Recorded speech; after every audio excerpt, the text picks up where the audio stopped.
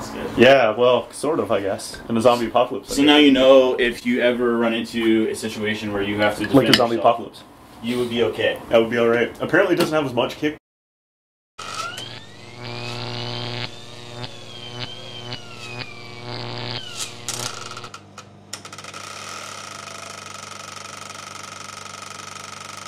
Alright, we're back. Episode 9, I think, of Crosstalk. I'm Tim. I'm Chris. And today we're going to talk about death. And not the kind of death that, you know, we see in life, film deaths. So Chris and I have been chatting about this a little bit beforehand, and I think we have some interesting examples we're going to bring to the table today. So Chris, let's start with a pretty obvious question, I think, in my mind. What do you think are the most interesting examples of death in film that you've seen? Mm-hmm. I'm going to go with one that's obvious, but not for the... it could be obvious just based on what you think about it, but it's actually when you hear, I think, our opinions on it, you might think that maybe that's not an obvious reason why it's an example. And Deep Blue Sea, and people would go right to Samuel L. Jackson is there for a cup of coffee, gets eaten right off the bat, or the the looming threat of death via a shark or via their environment they're trying to escape. But actually, the example I'm thinking of is the fact that LL Cool J is in the movie. Yes. And why would you think that has any examples? Because he doesn't die. Mm-hmm. That's exactly the reason. Because I don't know if everybody knows this, but he writes it into all of his contracts when he does a movie, and he was the same thing. It's the same reason why he didn't die in Halloween H2O, and that being is he doesn't want his kids to see him die on screen. Right. Not that he would let them see those movies, but still, and he doesn't want the opportunity to ever come about where they see him die on screen. So any movie he ever does, if he agrees to it, he writes it into his contract that he's not going to die. And we were talking about it a little bit before we started filming, where he actually says a line in the movie, "I'm not going to die tonight." And every time I see that movie, I'm like, of course you're not going to die tonight because you've written it into your contract you're not going to die. So it's just a funny sort of like little anecdote within the movie itself. Right? So it's like LL Cool J is sort of one of the prime examples of meta, humor or meta. Yeah, it's absolutely a meta abstract reference. Yeah, like, and that movie came out around the same time as Scream too, right? So it's very indicative of the time frame that was made in. So, but it totally went a different route. Yeah, you could frame it around the examples of the ones that I just said, and even when the sharks aren't even on screen, it's almost like you almost get a Poseidon Adventure sort of vibe from it, where they're trying to escape the environment. It's filling up with water. They get crushed by the pressure. They get drowned, but also they're sharks, so there's a lot of danger. So you could frame it around that too. But I always find that funny. I know a lot of people wouldn't think about that, for one, and for two, use that meta humor. If you know the story about how he negotiates his contracts, you find that even funnier, right? So, and it's the kind of movie too that is very like passable. I don't think a lot of people would go in and be like, oh, this is a movie that I put in my movie collection. Yeah, exactly. But for that reason alone, I think it's worth a watch. You could connect it to a watchable versus quality movie, right? Where if it comes on TV, like, I wouldn't say it's good, but when it comes on TV, you almost always watch it, right? Yeah. Because it's very quotable. Thomas Jane is entertaining in just about anything he's in, right? Yeah. You know, when I think about death in film, I obviously do a similar thing to you with interesting examples, because as a film fan, I'm always, theorizing things and wondering about things, and and I'm sad that Sing's not here today, because I feel like if he had watched this movie, like we suggested the last time, then, because you guys don't know this, but we talked about movies that we should be watching after we did the video last. So There Will Be Blood was the movie that I thought we should watch. We should all have watched. And I think that's a really good example of a film that talks about death in an interesting way. Yeah. And there's also some anecdotal thoughts I have about it, because Paul Dano's character plays a pair of twins who are never on screen at the same time. That's right. Which is sort of like, The Social Network with the Winklevosses. The Winklevoss twins. The Winklevi. Well, they are actually in one, but that's not the one brother comes to the main character and says, I'm looking to sell this patch of land to my family. We think there's prospects on it. Yeah. And he eventually negotiates a deal with the character and with the main character, who I can't remember his name either for some reason. Yeah. And then, it's fine. And then leaves the scene. And when Daniel Day-Lewis's character comes into the town, he actually meets the other brother. And the other brother is trying to get people to not let him come in as a prospector. Right. And they have this ongoing relationship throughout the movie where one is very capitalistic and the other is very pious, I guess. Yeah. At least that's the perspective we get. Yeah. And then at the end of the movie, spoiler alert, but if you haven't seen There Will Be Blood, I mean, come on, came out 2007. Yeah, like 6 or 7. Paul Dano's character dies because he comes and asks money of Daniel Day-Lewis's character. You know what? Now that I see that movie, I say all the time, like, they totally stole it from The Simpsons. He pulls a Mr. Burns where he goes under, like, sideways underneath. Yeah. Like, drains it out like a straw. Yeah. So, yeah. The death of the movie is interesting because he just murders him at the end because he's basically... With a bowling ball, yeah. With a bowling ball. He's like, the dude's in his 70s, maybe early 80s. Yeah. He's quite old at this point. Yeah. Doesn't have a lot to live for. He's estranged from his adoptive son. Yeah. And my point is, it kind of raises a question about the nature of death because how each of those individuals deals with their life sort of dictates the course of their death. The other interesting thing is, what if they are the same character? What if we think that they're two different brothers, but maybe they're not. Maybe he has bipolar disorder, or maybe it was his plan all along to try and make more money.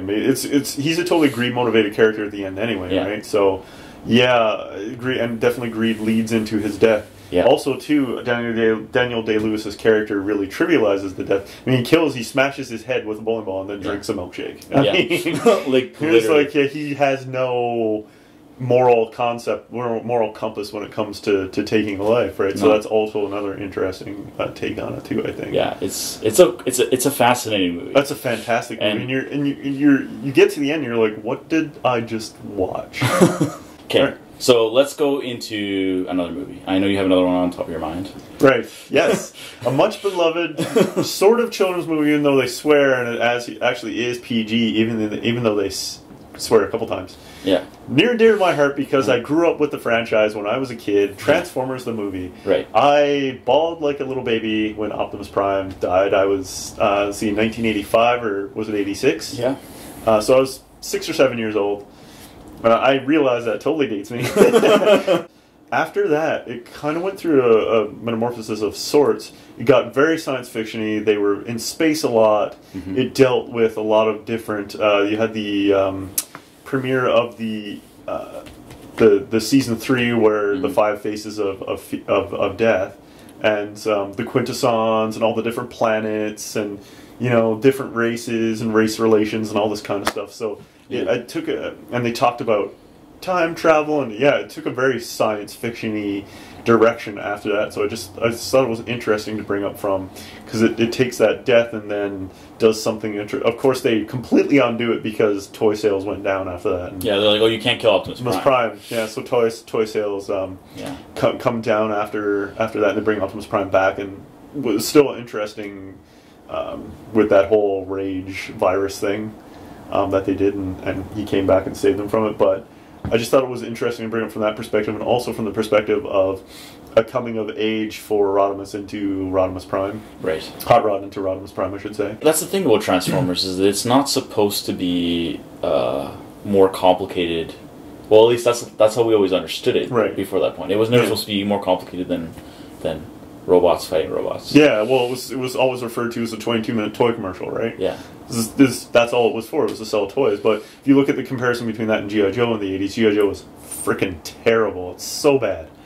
But in the early Transformers are like that too, but then it takes a really interesting turn. I mean, not to say that it's, Emmy quality or anything, but it took an interesting path in that season. They tried a bunch of different things that a lot of cartoons were doing at the time. And the thing that I noticed with Transformers that happened after that point, even though I am younger than you and did not... That's fair. Did not see those movies or watch the cartoons until much later. Right.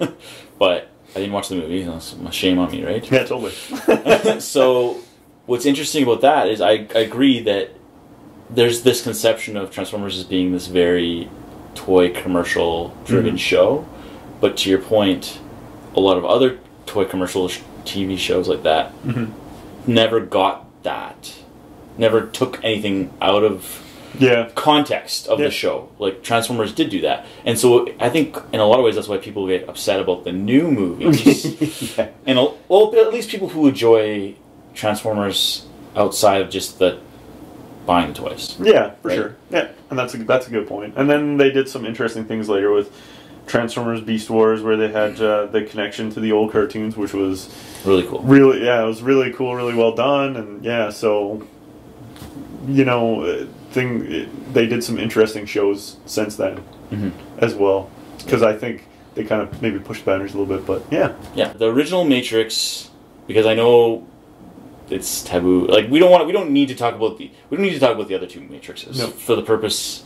The matrices maybe of this discussion, but the original Matrix movie gets you to question the nature of death in a very non-obvious way as well, which a lot of people don't recognize, which is that what do we actually think death is if they're not really alive inside the context of the Matrix? Are they really dying inside the Matrix? Or if they're only used as batteries and only have that pod, are they really ever truly alive? Yeah, you could question what sentience actually means. Yeah, and I mean, Neo's a Christ metaphor too, right? Yeah, so. I mean that's the more obvious death route. Absolutely.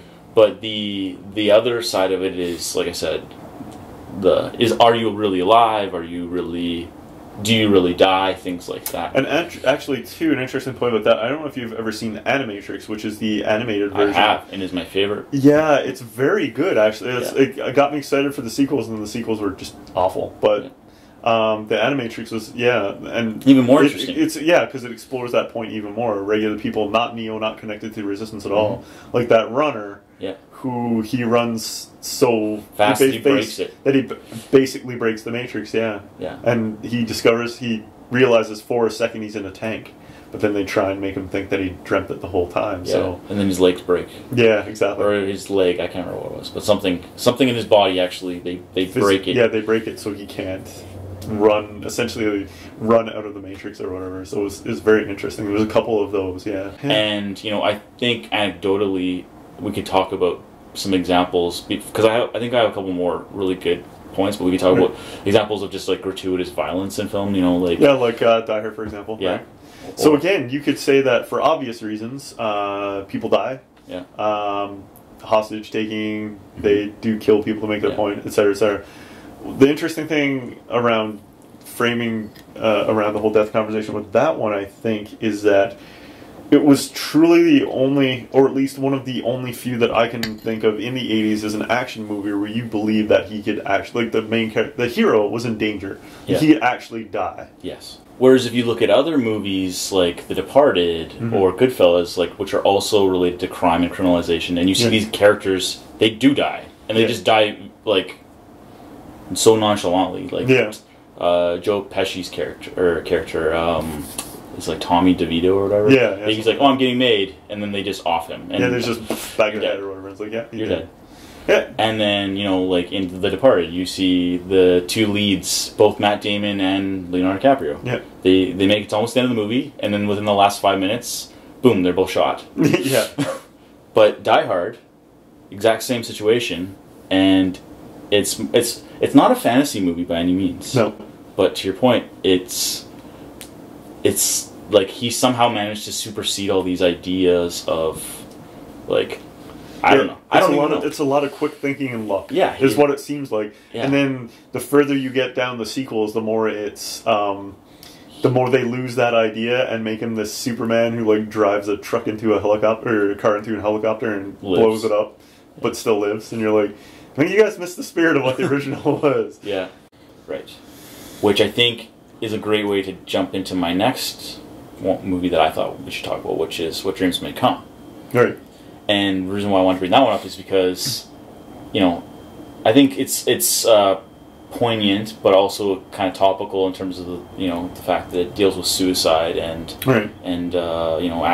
accidental death, things like of that nature, which I would argue that suicide is accidental death, because it's mental illness is not necessarily something that happens on the person's terms, right? Like, you can die from any other illness because your body fails. So I would say the same is true of death by suicide. Right. But in that film, you know, Robin Williams and his wife, their characters, lose their son to I think it's a car collision or something like that. Yeah. Or is that how he dies? I can't remember. But anyway, they lose their son. It's very, very, very sad for both of them. Traumatic, yeah. And then, you know, he's working through it. He's grieving, but his wife is taking it very hard, and he's doing the best he can to help her out. And then he ends up dying.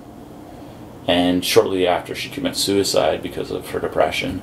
And the whole movie explores these themes of, you know, what does each person's afterlife experience come out as. And it's really beautifully depicted in terms of the visuals and, you know...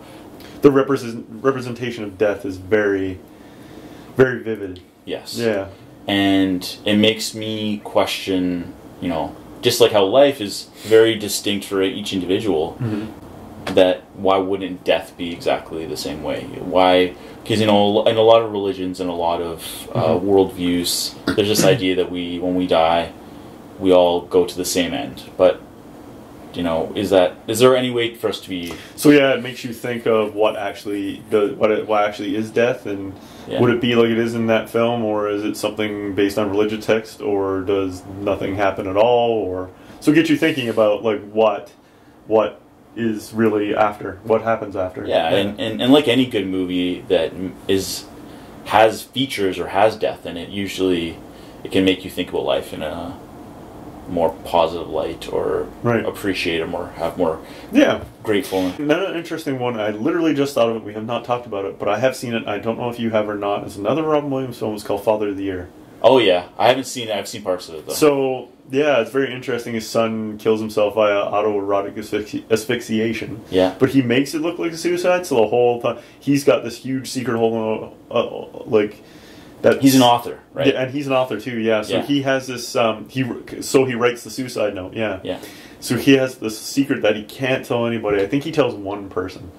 But he goes through the whole, because he doesn't want people to think of his son that way, but then it turns into a whole thing of he gets a whole bunch of attention for it, right? Because his son killed himself, and people, you know, and eventually when the truth comes out, people quickly turn on him. So it's sort of an interesting study and take on death and how it can affect people, and how different types of death can have different types of effects, and you know, he eventually does grieve and deal with it, but I thought it was quite interesting, and it's a very dark comedy. I think Bobcat Goldthwait actually directed it too. Oh really? Yeah, so he's got a couple of films he's directed, and they're actually pretty good. So that's one of them. So it's a very dark comedy, but I thought it was interesting when I saw it at the time. So I just thought I'd bring it up now because Robin Williams, right? Yeah. Another one that comes to mind, and I feel like this is another one you really like, is another dark comedy that Bill Murray did about death. Yeah.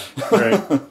Right? Yeah, Groundhog Day, Yeah, it's my favorite Murray film. I don't care what anybody says about Stripes. I just never liked it. Ghostbusters. But that's fine. Yeah, but Ghostbusters is a gimme, right? It's such an iconic film that... But honestly, I think that even though it resulted in him and... Harold Ramis not talking to each other for several years, we had such a huge disagreement about their vision of the film. I personally think it's his best work, honestly. But...